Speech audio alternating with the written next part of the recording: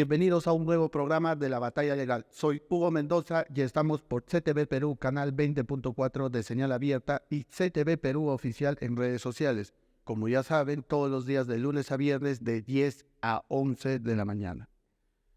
El día de hoy vamos a conversar y analizar un poco sobre el caso de la ex premier Betsy Chávez. Como sabemos, es una persona, un personaje político de nuestro país que ha cobrado relevancia, sobre todo en el gobierno del señor Pedro Castillo Terrones, quien durante su gobierno, esta señorita tuvo participación activa en varios ministerios, finalmente como premier. Esto es presidenta del Consejo de Ministros, donde terminó su intervención el día 7 de diciembre del año pasado, donde finalmente se dio el golpe de Estado en el mensaje que dio el señor Pedro Castillo Terrones.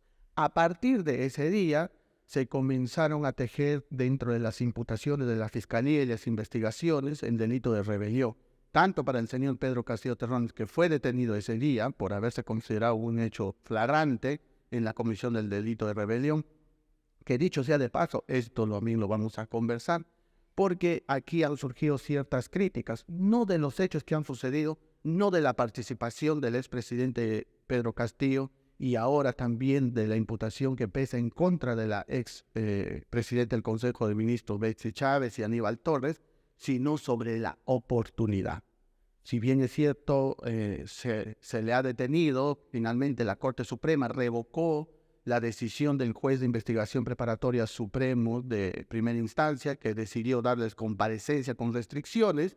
Sin embargo, la Sala Penal Permanente de la Corte Suprema, encabezada por el doctor César San Martín Castro, decidió revocar esa decisión producto de una apelación que presentó la Fiscalía al no estar de acuerdo, al haber considerado que existían los requisitos que exige una prisión preventiva. Finalmente, la Corte Suprema dio la razón y ordenó su inmediata captura, dándose esta en la casa de la señora Betsy Chávez en la ciudad de Tal. Entonces, las preguntas que surgen aquí, la prisión preventiva, que tanto se cuestiona si realmente se está haciendo un uso excesivo y abusivo, yo creo que aquí es un punto muy importante para analizar, sobre todo porque tenemos un caso bastante claro, construido y no complejo. Porque hay que recordar que las prisiones preventivas son unas medidas provisionales, son unas medidas preventivas, como dice su nombre, son un paliativo, son una medida cautelar que permite sostener o hacer que el investigado o una persona se someta a la justicia, tenerlo dentro de una investigación.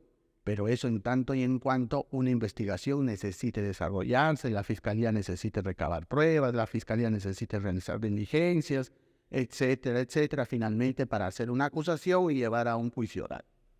Pero ¿qué pasa cuando los casos son bastante claros?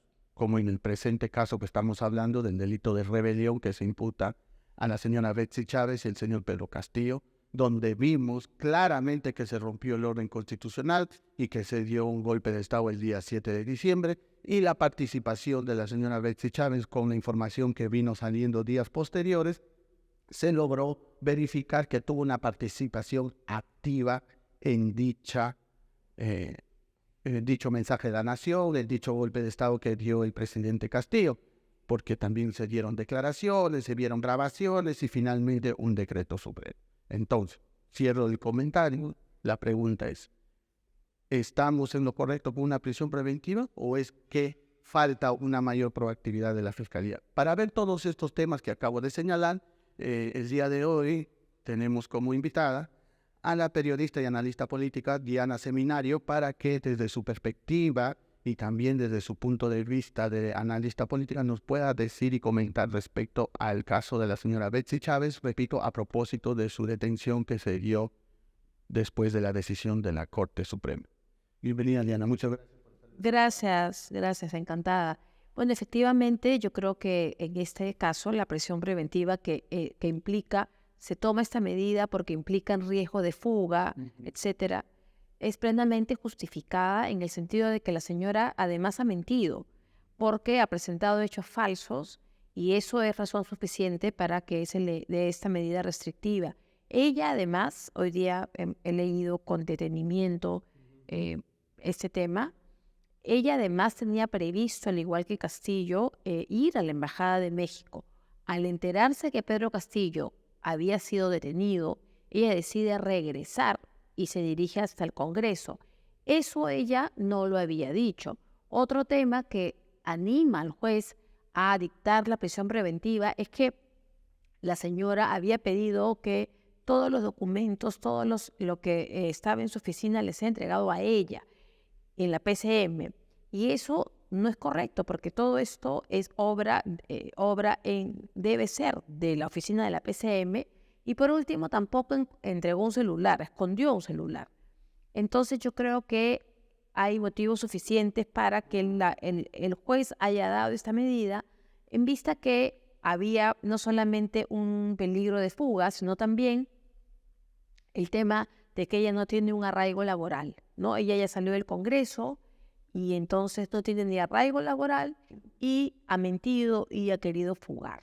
Pero no solamente por estos temas, digamos, procesales que se toma la decisión. Yo creo que esto debe servir de ejemplo que las demás personas que tengan estas fiebres de autoritarias y totalitarias se vean en el espejo de Betsy Chávez, se vean en el espejo de Pedro Castillo, ¿no? Porque además Betsy Chávez tenía previsto ya, y eso se ha descubierto recientemente, es que ella tenía previsto el decreto supremo, ¿no? Lo encontraron, ¿no? Lo encontraron en la oficina, en la computadora, etcétera. Entonces, no hay crimen perfecto y nos hemos salvado, pues, de esta dictadura que pretendió Castillo, Chávez y Aníbal Torres, porque esto no nos debe no debemos dejar de mencionar que este trío del mal fueron los que planearon y ejecutaron este asalto a la democracia que gracias a Dios y a las instituciones no se llegó a consumar. Correcto. Este decreto supremo, como bien se menciona,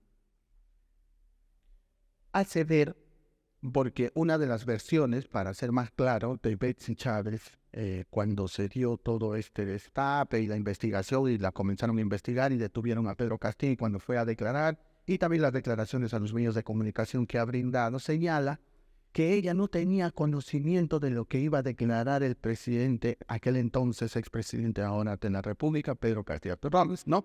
Que ella solamente había coordinado que venga la prensa del canal del Estado, ¿no? Y bueno, lo que se vio en las cámaras, pues ella simplemente estaba ahí como de una espectadora y una coordinadora, pero que en el fondo no sabía el contenido del documento que iba a leer el señor Pedro Castillo Terrones. Pero ahora ya, no solamente con los videos, donde claro, ella aprovecha muy inteligentemente al decir que no hay ningún dato objetivo, como siempre se estila decir no las personas que están sometidas a investigación, que lo vincule directamente donde ella esté diciendo algo relacionado de manera muy clara y concreta respecto a este contenido y a este golpe de Estado, a este delito de rebelión.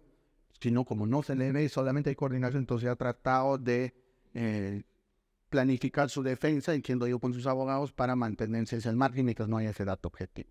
Pero periféricamente, más allá de las grabaciones, ahora con el decreto supremo, lo que le pregunto ¿es válido sospechar más aún que el presidente de la República, como sabemos, por la alta investidura y por las funciones que tiene, no se va a poner a redactar el decreto supremo?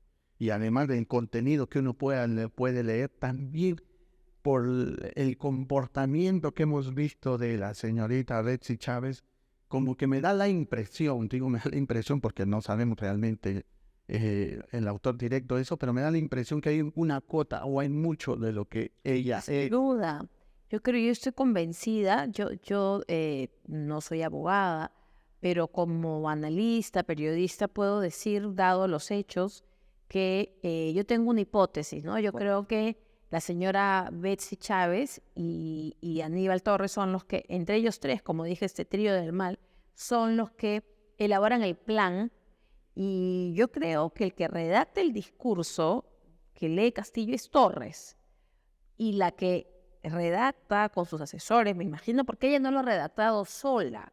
Claro, el asesor principal de Betsy Chávez era Aníbal Torres. Entonces, ahí han redactado, y lo que es realmente casi vergonzoso, y eso lo han hecho varios medios de comunicación, la comparación, encima hacen un golpe plagiando, porque el discurso que lee Castillo temblorosamente es el mismo discurso en varios párrafos que lee Alberto Fujimori la noche del 5 de abril de 1992. Utiliza además, por eso he decidido disolver. Es cuando uno lo lee, y los medios de comunicación han hecho un gran trabajo en poner a ambos hablando, ¿no? En el comparativo, y es vergonzoso, ¿no? Imagínense que Aníbal Torres quería, pues, enviar a Fujimori a una cárcel común, pero no tiene ningún reparo en plagiar el discurso del golpe de Estado del 5 de abril, que es el mismo golpe de Estado del 7 de diciembre, ¿no? Entonces, para mí, ellos sabían todo. No estoy tan segura si lo compartieron con el resto del gabinete. Correcto. Eso habría que investigarlo.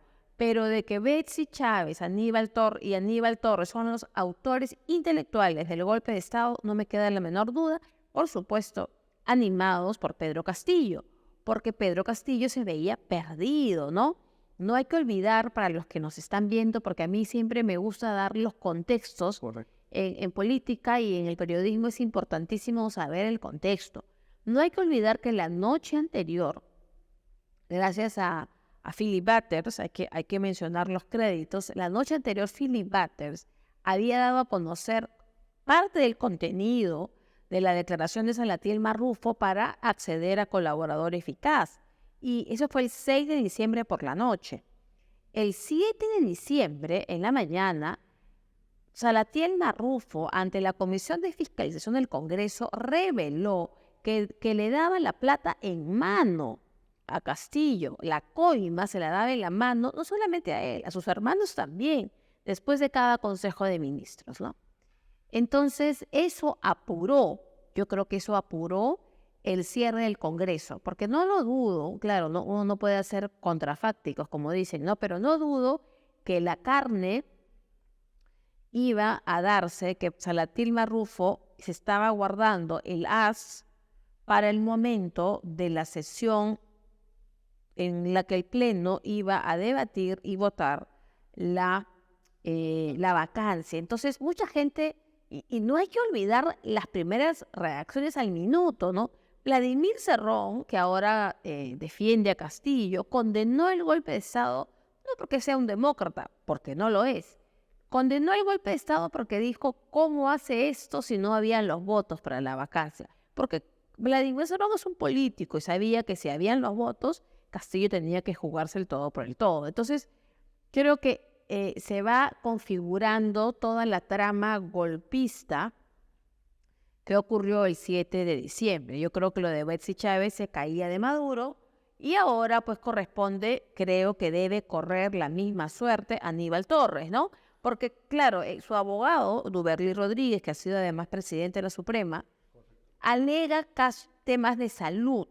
Sin embargo, un hombre supuestamente enfermo, como lo estaría Aníbal Torres, no tendría pues ninguna ganas ni ningún propósito de ser candidato presidencial. Resulta que ahora va a ser candidato presidencial, o pretende serlo, ¿no? Y entonces creo que esta es un poco la trama que vamos viendo, ¿no? Y se entienden ahora muchas cosas más. Claro, todo el contexto que usted nos acaba de dar es muy importante recordarlo, porque eso permite entender qué es lo que finalmente termina inclinando la balanza para tomar esa decisión, y que termina agravando, si se quiere, la situación de la señora Betsy Chávez o señorita Betsy Chávez, en el sentido de que, como bien decíamos, de este contenido del decreto supremo es imposible que lo haya hecho el señor Pedro Castillo, más aún también por los conceptos que ahí manejan. A mi gusto, manejados de una manera totalmente equivocada, ¿no? Si defendemos la democracia, el orden constitucional y todo lo demás, ¿no? Pero queda claro que ahí ha habido o ha existido mano profesional. Y hay que recordar que Aníbal Torres y Betsy Chávez, pues ambos son también profesionales Abogados, claro. del derecho que manejan estos conceptos y que han podido de alguna manera contribuir en este decreto supremo y Sí, la decisión de y además bien informados, porque no nos olvidemos, creo que, insisto con el contexto, no nos olvidemos que hace apenas unas semanas, pocos días atrás, Betsy Chávez y Aníbal Torres salieron con esta nueva versión, para salvarse sin duda, de que Castillo había sido mal vacado, que Castillo seguía siendo presidente, que no votaron la moción de Málaga, etcétera, leguleyadas, ¿no? ¿Pero por qué? Siempre hay que ver el por qué. Porque sin duda los abogados de Chávez o los abogados de Torres les dijeron que la suerte estaba echada, porque ya habían más elementos para poder ejecutar la orden de prisión preventiva o decidir o revocar la negativa de prisión preventiva. Entonces, ellos estaban creando un escenario triunfalista, ¿no? De que Castillo ha sido mal vacado, porque sabían que por lo menos a Betsy Chávez se le venía la noche, ¿no? Correcto. Ahora, también esta decisión de la Corte Suprema que ordena la captura de Betsy Chávez y termina por dictarle los 18 meses de prisión preventiva, también deja claro, y aquí quería resaltar, que el caso en su primer nivel, que exige una prisión preventiva de graves y fundados elementos de convicción y de su participación, no dejan lugar a dudas, como también lo dijo el juez supremo de primera instancia. Entonces, la pregunta es, si ya prácticamente se tiene el caso y esto ya se escucha y también los abogados lo van a, entiendo yo, utilizar para defender, ¿no? Van a decir, sí, la geocalización decía que se iba, pero ¿por qué no se contabiliza o por qué no se lee ese comportamiento solo se lee el lado negativo y no el positivo? Se quedó finalmente, no se logró ir, ¿no? Entonces, después, los documentos que pidió que se lo entregaran a ella, pero es alguna suerte natural porque son documentos propios, hasta qué punto son puntos realmente controvertidos que hacen inclinar la balanza para ella pedirle su prisión preventiva. De hecho, lo van a discutir. El tema de los arraigos, el tema laboral, que la Corte Suprema ha analizado y dice que no son contratos con una fuerza probatoria porque las empresas que les habrían dado esos contratos laborales como que todavía no son de alguna manera solventes, ¿no? En su aspecto comercial, además no tiene un estudio jurídico abierto, algo que muchas veces también en el mundo del derecho se discute porque el tema laboral es un poco sensible con la alta informalidad y todo. Entonces, lo que trato de decir no son argumentos muy sólidos, a excepción desde mi punto de vista el del celular, que podría ser, ¿no? Porque ahí sí ya hay un dato muy claro, muy objetivo, que tienes la posibilidad de entregar el celular y si no tienes nada que ocultar, lo entregas, pero ella entrega uno por otro. Información. Y ahí sí hay un quiebre del cruce de la línea de ocultar ciertamente información. Pero ¿por qué digo todas estas cosas? Porque la pregunta también que empecé un poco cuando empecé el programa y se lo hago a usted como analista política para que nos diga, si ya el caso tiene todo esto y ya está prácticamente bastante claro y al presidente, como dije, se lo detuvo en flagrante, ¿no? Y después queda claro las participaciones en este aspecto de Aníbal Torres, de la señorita Betsy Chávez, de Willy Huerta, que llamó al comandante general de la policía, después el exministro Roberto Sánchez Palomino, que dice por el país. Entonces, la Fiscalía, como sabemos, tienen otros mecanismos también para acelerar esta investigación y no están alargando y dando un paliativo, como decía, de prisión preventiva, sino también podría ya cerrar su investigación, hacer una acusación directa y finalmente lograr una condena, ¿no? Que es lo que nosotros dentro de un Estado de Derecho buscamos. Sí, yo creo que deberían apurar el paso, sin duda, porque ya tienen, como Hugo bien decía, tienen el caso concreto, pero yo creo creo, no soy abogada, soy una simple periodista y analista, yo creo que lo que están esperando es cerrar, digamos, atar todos los cabos con Aníbal Torres, ¿no? Una vez que tengan a Aníbal Torres, yo creo que Aníbal Torres ya está viendo, como dicen, la prisión preventiva le está respirando en la nuca, ¿no? Él va a decir que está viejito, que no le corresponde. Bueno, Alberto Fujimori tiene más de 80 años y está preso, condenado y sentenciado. Entonces, creo que él debería ser un poco más, si quiere librarla, como dicen en la jerga, si la quiere librar, pues que hable. Entonces, yo creo que se están dando como que estos hechos para ir por último donde Torres, porque Torres, al ver que ya metieron, está preso Castillo, está presa Betsy, el siguiente debería ser él, salvo que la fiscalía tenga otra estrategia y espere que hable, ¿no? Y que diga, bueno, efectivamente las cosas fueron así.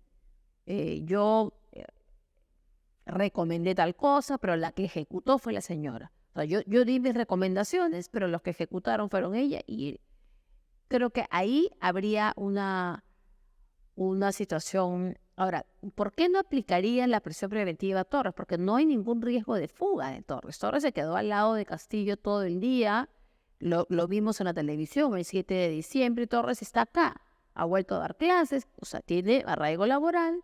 Y yo creo que lo que están haciendo de repente la estrategia de la fiscalía es ajustar a los demás para que finalmente Torres pueda hablar. Creo, ojalá, porque como dije al principio y me reafirmo, de lo que se trata aquí es de tomar medidas que sean ejemplarizantes, o sea, que a uno antes de cometer el delito lo haga pensar.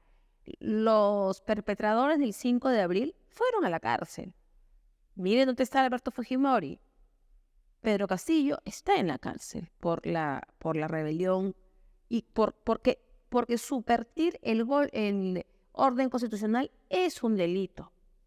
Y la misma suerte, en una opinión muy personal, debería correr Martín Vizcarra, porque desde el día 1 tengo el orgullo de decirlo, publiqué una columna el 30 de septiembre a raíz de la entrevista que Martín Vizcarra dio a Cuarto Poder la noche anterior que haga el golpe de Estado.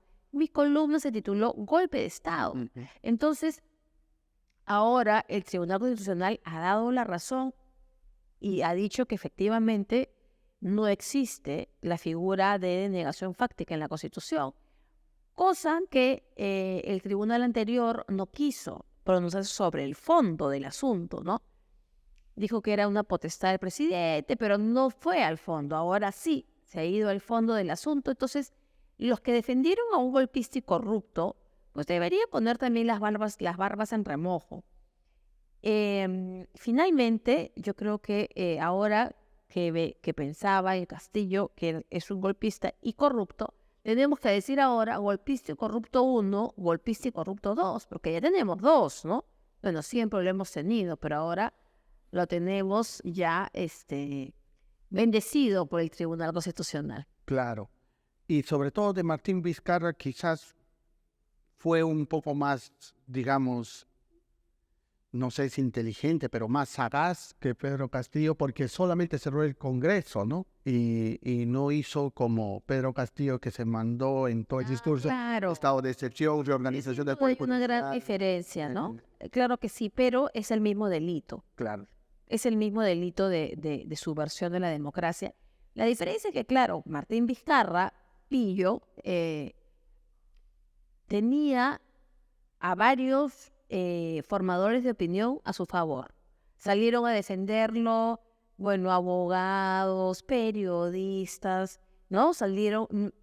Fuimos pocos los que condenamos el golpe de Estado. Fuimos pocos, me incluyo, por supuesto, y el tiempo y la ley nos da la razón. Entonces, sí, fue menos sagaz, fue más, es que no hay que olvidar, Hugo, que Martín Vizcarra tuvo detrás para crear esta figura de la denegación fáctica a juristas que se llaman demócratas.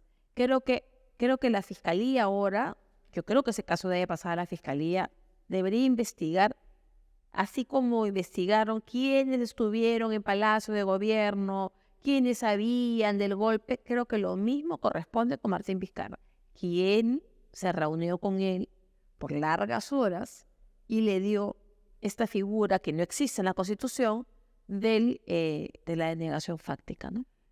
Además, apoyado con un tribunal constitucional de aquel entonces que no tenía, digamos, la valentía de poder, como acabas de señalar muy claramente, de poder decidir este aspecto de la cuestión de confianza, la denegación fáctica, dejándolo abierto para que El siguiente y que hay que saludar también, claro está, este pronunciamiento del Tribunal Constitucional, porque justamente en esos contextos límite con el orden constitucional, con la democracia, para eso está el Tribunal Constitucional, para zanjar las cosas y no lo ha hecho. Totalmente. Este Tribunal Constitucional renovado por el Congreso tan vapuleado, bueno, nos regaló este nuevo tribunal, pero ahora se entiende esa negativa, y es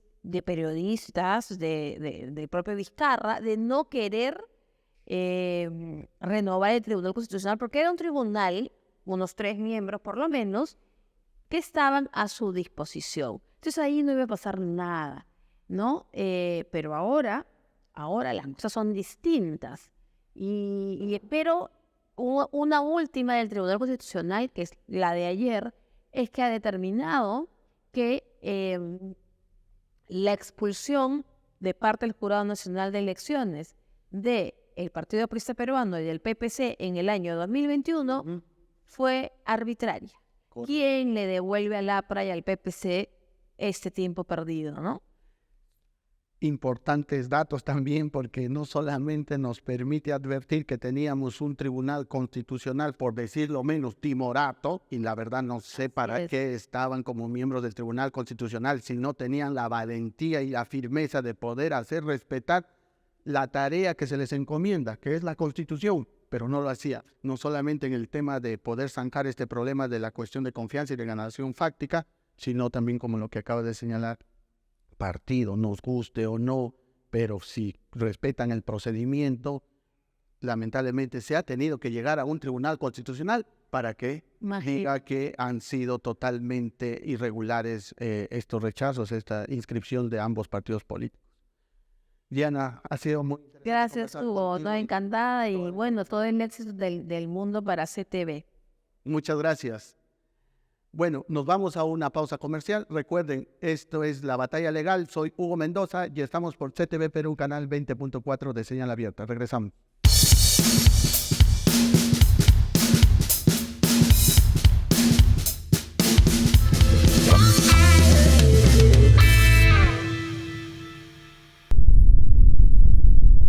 Un mejor país es posible. Sí, es posible. Porque de las crisis siempre nacen oportunidades. Y este es nuestro momento para tomar decisiones, de generar un cambio, de forjar nuestro futuro y ser el profesional que el país necesita. Creemos en lo que creamos, porque contamos con la tecnología y herramientas digitales para potenciar tu talento, el equipamiento más moderno y la infraestructura adecuada en cada una de nuestras carreras. Con profesionales del más alto nivel, garantizando tu formación como profesional altamente calificado. Virtual o presencial, estamos preparados para ayudarte a alcanzar tus sueños y a construir tu futuro.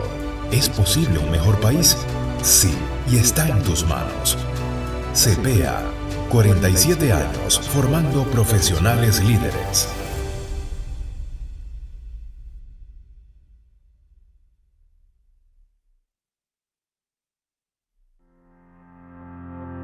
Soy Hugo Mendoza, socio fundador de Mendoza Malpartida y Asociados, una firma legal donde encuentras al mejor equipo humano de defensa para acompañarte en cada paso.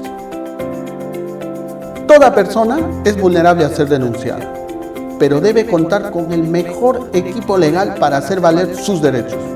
El éxito de un caso penal radica en la experiencia y el conocimiento para defender tu verdad y hacer prevalecer la justicia. La mejor estrategia es la confianza. Confía en nosotros.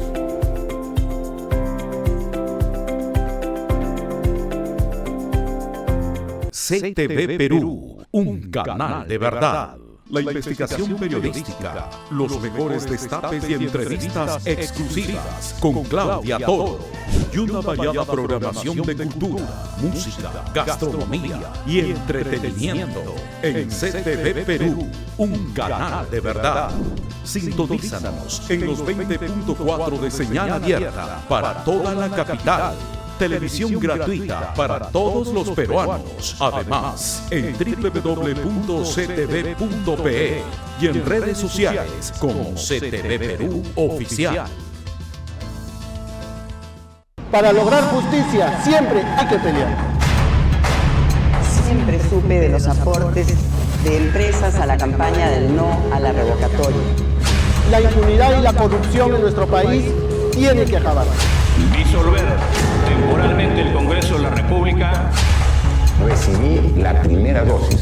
Pido disculpas sinceras a los peruanos y peruanas. La única igualdad es la igualdad ante la ley. Soy Hugo Mendoza y aquí comienza la batalla legal. CTV Perú, un canal de verdad. Sintonízanos en los 20.4 de señal abierta para toda la capital. Televisión gratuita para todos los peruanos. Además, en www.ctv.pe y en redes sociales como CTV Perú Oficial. Hola, soy Claudia Toro y en un mundo competitivo tienes que aprender con los mejores. Te invito al primer taller de realización y producción audiovisual que inicia clases este 4 de agosto por el Instituto CPA, Instituto de Educación Superior, licenciado por Minedu. Inscríbete aquí en el teléfono en pantalla. Te esperamos.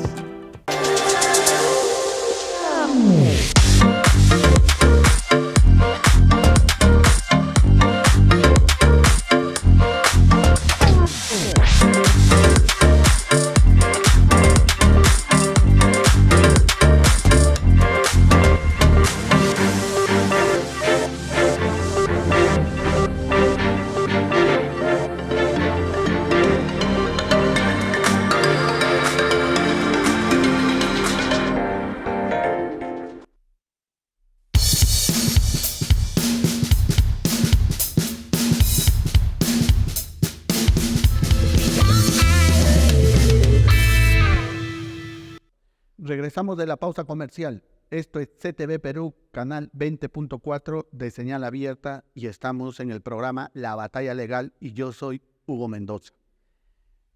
Estamos analizando el caso de la señora o señorita Betsy Chávez Chino.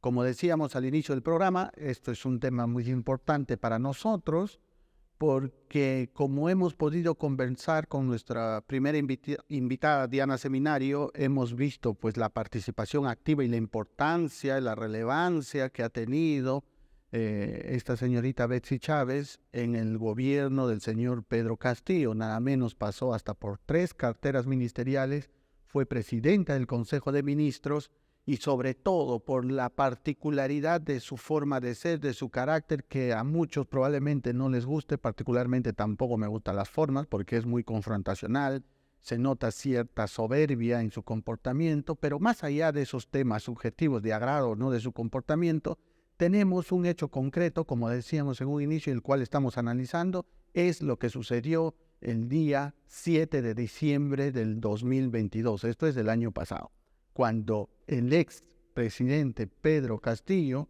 leyó un mensaje a la nación dando un golpe de Estado.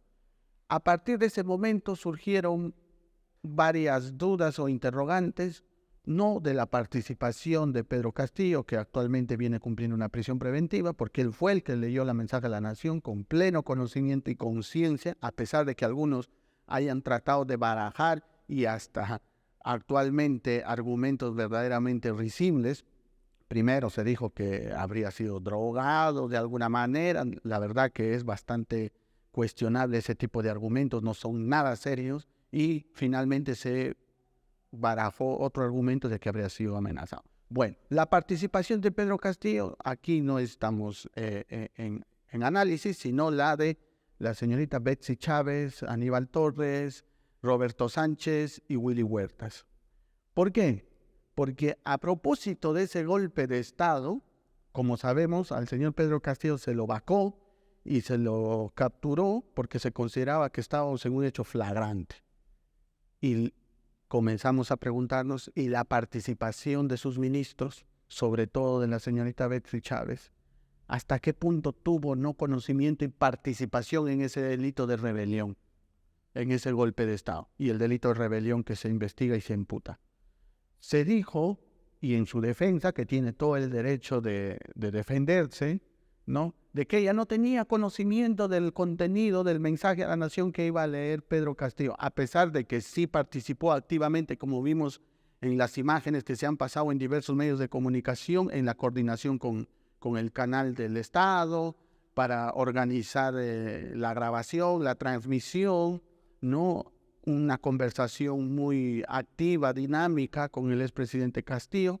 Sin embargo, a pesar de eso, señaló que no tenía conocimiento de lo que iba a leer. Sin embargo, más allá de su defensa y de los que podamos dudar y cuestionar ese argumento, se vio en las investigaciones que es poco creíble no pensar de que ella ni el señor Aníbal Torres hayan no tenido participación.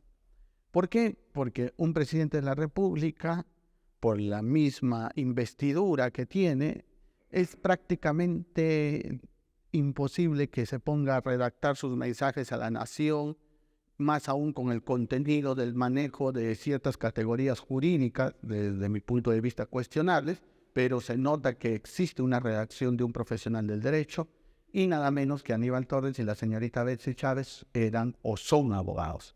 Entonces nos hace inferir sobre esa base objetiva, sobre esa base fáctica, que habrían sido ellos quienes lo ayudaron o lo asesoraron y coordinaron y le elaboraron ese mensaje a la nación. Además, último, se ha visto también que se encontró ese decreto supremo finalmente que terminaba de cerrar el círculo de ese golpe de Estado y finalmente el delito de rebelión. Entonces se pone en tela de juicio la participación de la señorita Betsy Chávez. Y como sabemos, finalmente la Corte Suprema acaba de revocar la decisión del juez de investigación preparatoria supremo, que le dio medidas de comparecencia, reglas de conducta, a darle prisión preventiva por 18 meses y fue finalmente capturado. Para conversar de todo esto, lo que acabo de señalar, o seguir profundizando un poco más para que ustedes puedan seguir enterándose y sacar sus propias conclusiones, ahora tenemos como invitado al doctor Luis Pacheco Mandujano, especialista en Derecho Penal y Constitucional, para que nos brinde su opinión desde su perspectiva profesional sobre este caso. Bienvenido, doctor, al programa.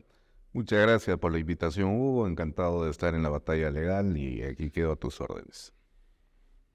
Lo que le acababa diciendo, y para empezar sobre la prisión preventiva, se cuestiona, y como abogado también veo una falta de oportunidad o el tiempo. Podemos decir que la prisión preventiva a la actualidad, dado los hechos de claridad, flagrancia, imposibilidades que tuvo el Ministerio Público de poder conducir esta investigación, porque repito, no es una investigación compleja, no es una investigación que amerite arduas diligencias que demanden horas y horas, ¿realmente es correcta, es oportuna? A ver, yo lo primero que tengo que señalarte como una premisa de carácter axiológico en este particular caso es que yo soy un defensor de principios, no de personas. Y si me preguntaran si es que yo debería celebrar circunstancias en las cuales determinadas personas que se constituyen una suerte de enemigos políticos, nada más, están pasando por el moledor de carne por el que han pasado en otro momento otras personas con las que pueda yo tener cierta afinidad doctrinaria o ideológica y política, mi respuesta es definitivamente, yo no puedo celebrar en la medida en la que no se constate previamente que se han aplicado los principios que soportan el edificio de un auténtico Estado constitucional de derecho. Si no existen estos principios fundamentales, al momento de la toma de decisiones judiciales, independientemente de quién sea el destinatario, quién sea la persona que va a sufrir los efectos de las decisiones judiciales, repito, si no existe el respeto por esos principios que construyen y le dan forma al Estado constitucional de derecho, yo no puedo salir a celebrar absolutamente nada. Y en este particular caso, en el cual el día de ayer la sala que preside el juez César San Martín, en una resolución cuestionable, bastante cuestionable desde el punto de vista jurídico penal y jurídico procesal penal, decidió revocar la comparecencia con la que se encontraba Betsy Chávez Chino y variar esa comparecencia por una prisión preventiva. Definitivamente no solo le cae como baldazo de agua a quienes, comenzando de la misma señora Betsy Chávez y quienes la defienden, han recibido el día de ayer, sino también a quienes permanentemente nos encontramos en la línea de la defensa del Estado constitucional de derecho. Y voy a señalar, hay varios puntos, ¿no? Pero básicamente voy a señalar 2 puntos fundamentales, uno de los cuales tiene que ver con lo que precisamente has comentado hace unos minutos atrás. La prisión preventiva es una medida cautelar que se utiliza en el ámbito procesal penal. Y es la medida cautelar más grave que se pueda utilizar en ese ámbito porque afecta un derecho humano fundamental que es el más importante de todos, inclusive sobre la vida, la libertad. Por eso es que se entiende que la prisión preventiva únicamente es una excepción a la regla y no puede ser la regla en sí misma. Los procesos, por regla general, los procesos penales, quiero decir, deben realizarse en un ámbito de libertad. Comparecencia simple, comparecencia con restricciones, impedimento de salida, cauciones, hasta detención domiciliaria, ¿no? Es decir, existe el día de hoy con el Código Procesal Penal, a diferencia del viejo Código de Procedimientos Penales donde solamente había detención o comparecencia, el día de hoy tenemos una enorme cantidad de posibilidades con las cuales el juez puede garantizar que el imputado no evada la acción de la justicia, ¿no? Y por lo tanto, entonces, siendo una medida cautelar gravísima, el momento en el que tiene que ser utilizado está vinculado con las características temporales y factuales que determinan un hecho concreto. Vale decir, a ver, lo voy a colocar así para que se me pueda entender. Si yo te debo a ti, digamos, $100,000 y no te los estoy pagando y tú necesitas hacerme el cobro, y sabes que yo tengo una casa que está valorizada en $200,000 y yo ya me di cuenta que tu intención es embargarme la casa, entonces yo empiezo a hacer una serie de maniobras para poder transferir mi casa a otra persona y deshacerme de mi bien, y tú tomas conocimiento de ello, entonces vas corriendo donde el juez civil en el que estás tramitando el proceso de obligación de dar suma de dinero, dice: señor juez, existe periculum in mora. Si espero a que llegue la sentencia, se va a deshacer de todos los bienes y ya la sentencia no va a tener absolutamente ningún sentido porque ya no va a haber forma de cobrarle la deuda. Entonces, tenemos el elemento factual, es decir, el hecho que revela mi intención de deshacerme de mi responsabilidad, y la oportunidad, es decir, el momento inmediato, ¿no? Entonces, si tú tienes esos dos elementos, entonces tú aplicas la medida cautelar y el juez te va a conceder la medida cautelar.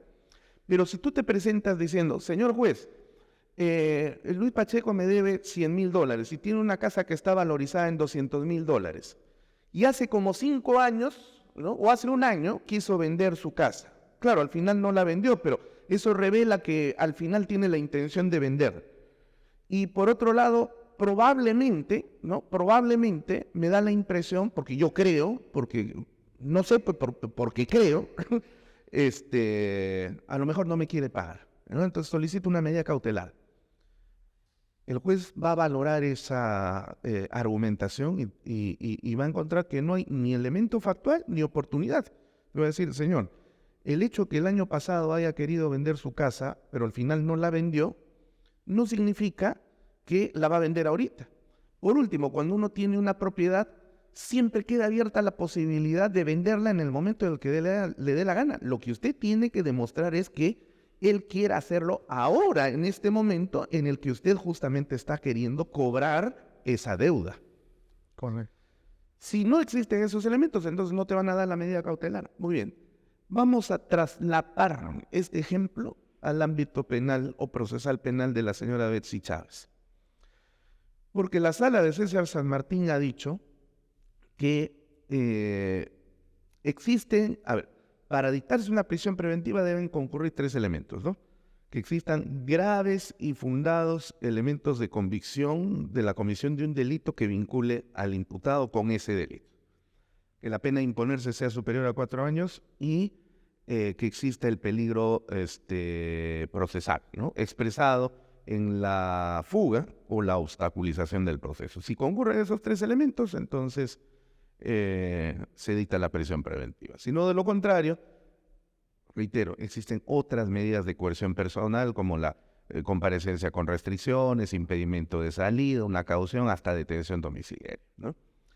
Y en el caso de Betsy Chávez, en la sala César San Martín, coincidiendo con el juez de investigación preparatoria de la Corte Suprema, el doctor Juan Carlos Checle, ha dicho que existen fundados y graves elementos de convicción, sin duda alguna. A pesar de que Betsy Chávez dijo, no, yo no sabía de que Pedro Castillo ese día iba a dar ese discurso que dio, como que no iba a saber, pues, por el amor de Dios. Ella estaba ahí en ese momento coordinando absolutamente todo, ella era el brazo derecho, el brazo izquierdo de Pedro Castillo y sabía perfectamente todo lo que sucedía, ¿no? Además, como tú muy bien lo has señalado, los argumentos jurídicos cuestionables, pero jurídicos al fin y al cabo, del discurso de Pedro Castillo, que no pudo haberlos construido él porque su limitada capacidad intelectual no le permiten construir, pero ni siquiera un examen de primero y de secundaria, ¿no? Entonces, eso tuvo que haberlo hecho un abogado, y ahí estaban 2 abogados, sus 2 brazos derechos, sus 2 piernas derechas, sus 2 brazos izquierdos, sus 2 piernas izquierdas. Es decir, el señor Aníbal Torres y la señora Betsy Chávez, que son abogados. Entonces, negar es el hecho de que ella tenía conocimiento del hecho, pues definitivamente no contribuye ni colabora.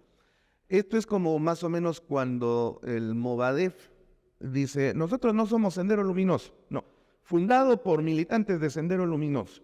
Proclaman la ideología del pensamiento Gonzalo como ideología directriz y guía del Movadef y no son senderistas. Es exactamente lo mismo que sucede en este caso. Entonces sí existe, y además, con lo que se ha venido conociendo, existen fundados y graves elementos de convicción. No hay duda alguna. Pero el punto aquí radica en si existía realmente el peligro procesal, es decir, Betsy Chávez implicaba una amenaza de obstaculización del proceso o de fuga. o de fuga. Los argumentos de César San Martín y compañía, ¿no?, dicen que en la geolocalización del teléfono celular, el día que salieron de Palacio de Gobierno, todo indica que se estaba dirigiendo a la Embajada de México, pero al final no se fue. Ya, y se quedó, pues. O sea, ese no es un elemento de convicción, ese no es un argumento. O sea, vamos a suponer, si yo estoy en camino por la avenida Argentina, donde se encuentra alguno de los prostíbulos más importantes de Lima, entonces eso significa que yo estaba yendo al prostíbulo. Por favor, eso es una estupidez, ¿no? Perdóneme, doctor César San Martín, pero usted es un hombre demasiado inteligente para plasmar una inepcia como esa, ¿no? Por otro lado, que ordenó de que se llevaran sus cosas de la presidencia del Consejo de Ministros, es que eran sus cosas, pues, tenía que llevárselas. ¿Y dónde está ahí lo cuestionable? No, es que lo que pasa es que ha querido esconder. Bueno, Ya muy ese es una se fuerza a la subjetividad. Así es, efectivamente. ¿Por qué se tiene que pensar siempre en malo? Así es.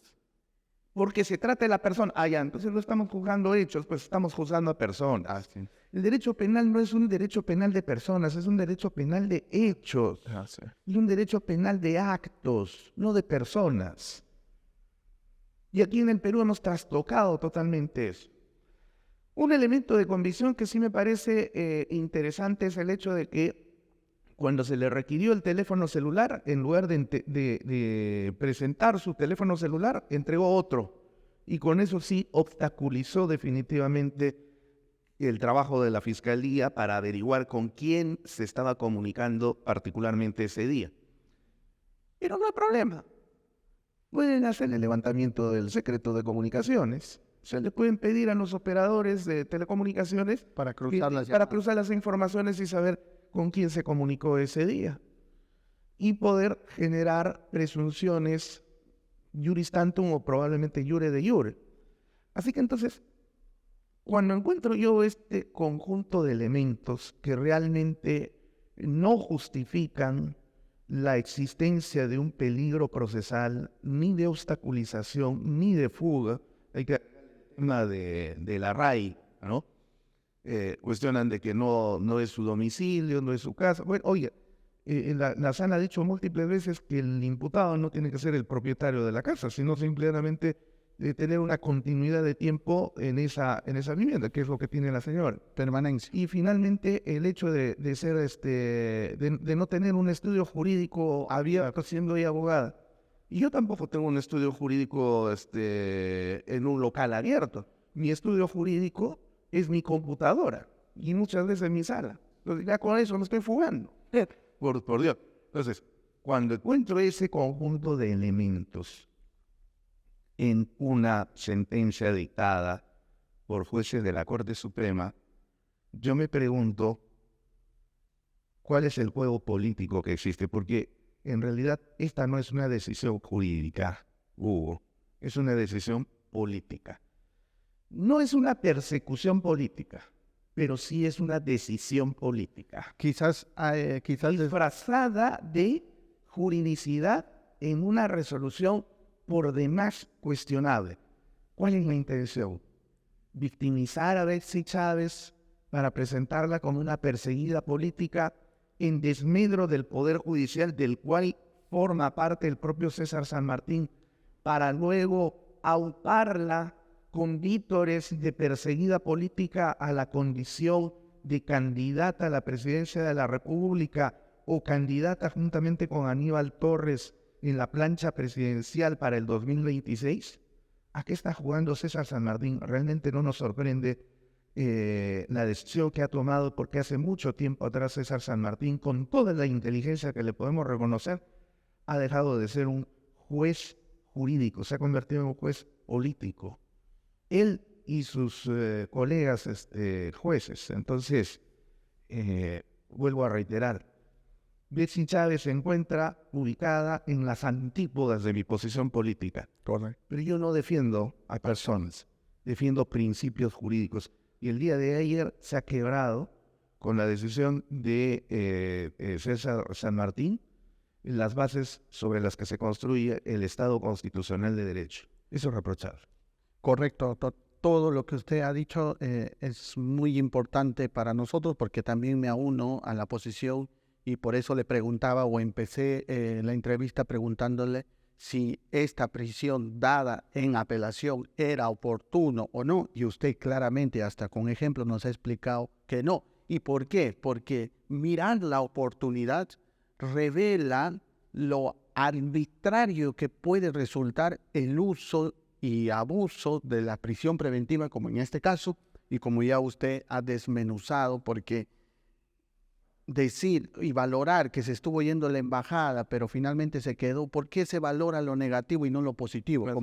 Como usted ha dicho. Existiendo además principios constitucionales que informan, o sea, le dan forma al derecho penal como el principio pro hominem, el indubio pro reo. Y sobre todo porque la Suprema, no exactamente en este caso, pero sí en un razonamiento similar, y hay pronunciamientos de la propia Corte Suprema donde señala que, por decir un ejemplo, las personas que viajan al extranjero y regresan no demuestra peligro de fuga. Así es. Porque no hay que valorar el que se fue, sino que más bien regresó. Exacto. Y es lo mismo más o menos aquí. ¿Por qué valorar que se quiso ir si finalmente se quedó? Ahora, sí, se habrá querido ir, porque a lo mejor solamente le iba a acompañar al dictador hasta la puerta de la embajada y lo dejaba. Es que justamente... No lo sabemos. Es que a eso se presta cuando nosotros sucumbimos a argumentos forzados, ¿no? Si se pueden llamar argumentos forzados, y peor aún, llegamos a subjetividades como en el caso del tema del trabajo, ¿no? De los contratos, que las empresas no son consistentes o no tendrían una consistencia o solvencia, y que finalmente a un argumento claramente risible, porque los que somos abogados conocemos que la defensa y el ejercicio del derecho, como usted bien ha señalado, se puede ejercer de cualquier manera y no hay necesidad de tener un estudio jurídico abierto. O sea, la Suprema en este aspecto desconoce, primero, cómo se ejerce la abogacía, y segundo, también nos pone un estándar que siempre nosotros cuestionamos, de tener un alto nivel de formalidad, de tener hasta un estudio jurídico abierto, cuando eso de por sí, de plano, no desacredita que uno no tenga un arraigo laboral, sino todo lo contrario. Más aún si hablamos de una alta tasa de informalidad también, entonces todo el 70 y tantos % de informales en nuestro país pues no tendrían arraigo laboral, y entonces es una locura. Que se vayan a la cárcel. Así es.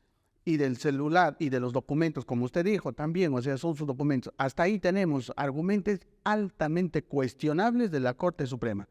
El del celular, ya ahí todavía puede existir un dato objetivo, pero ¿cómo se derrumba ese argumento? En el sentido de la oportunidad. La señorita Betsy Chávez ya demostró su sometimiento a la justicia, no se fue, ha estado asistiendo, está litigando su caso, se está defendiendo, es más, ha pedido reducción de caución. Entonces, ¿era realmente necesario y oportuno? Usted claramente ha dicho que no, y yo también no lo comparto.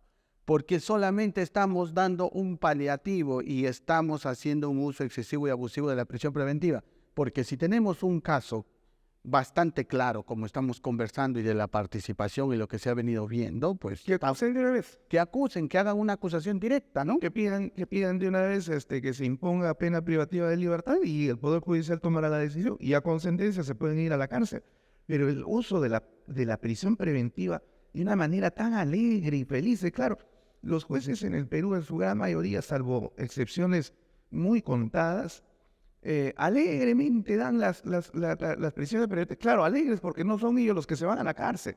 Yo tenía un gran maestro, digo tenía porque ya hace 2 años partió al encuentro del Todopoderoso, mi gran maestro Sócrates Ceballos, que además compartió sala con César San Martín, porque él fue juez de la Corte Suprema de Justicia, donde decía... todos los abogados deberían haber estado en la cárcel en algún momento, y de manera muy especial los jueces, para que luego cuando dicten prisiones preventivas sepan al lugar a donde están enviando a las personas.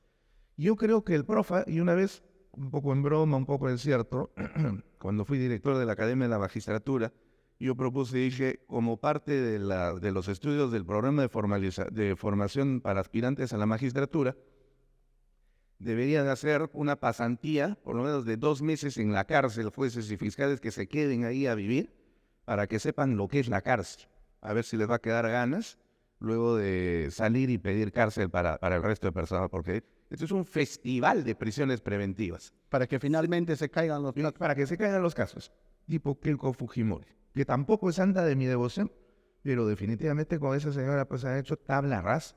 Y el día de hoy están haciendo lo mismo con Betsy Chávez. Sinceramente, cuestionable. Repito, esta es claramente una decisión política disfrazada de juridicidad. Hay que estar muy atentos a esas movidas políticas desde la sala de César San Martín. Correcto, doctor. Y sobre todo para complementar y terminar con su argumento, ¿por qué exigimos una celeridad en la investigación en un caso no tan complejo como el de la señora Betsy Chávez, Aníbal Torres y demás? Porque la única manera de derrotar de manera legítima desde un punto de vista constitucional la libertad es con una condena. Así es.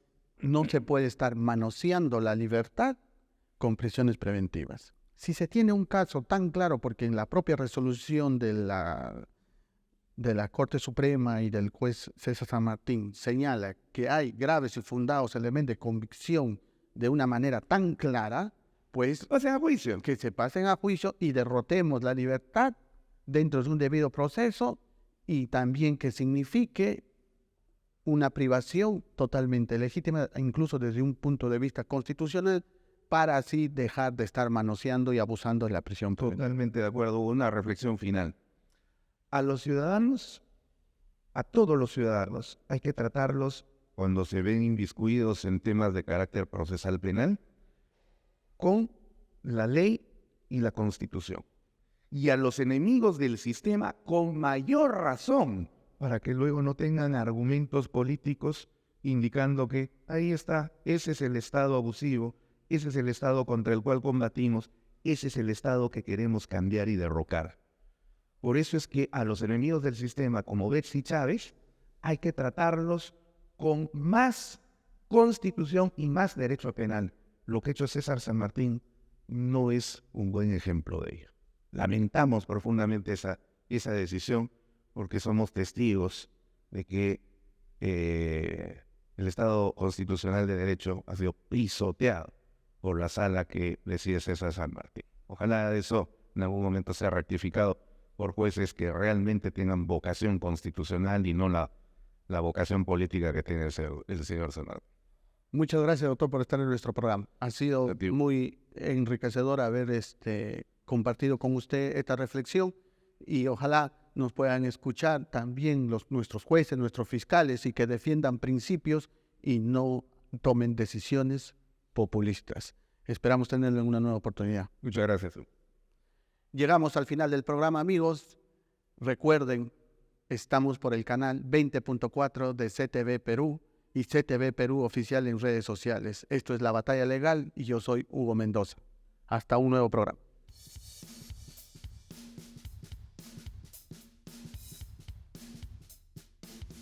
Este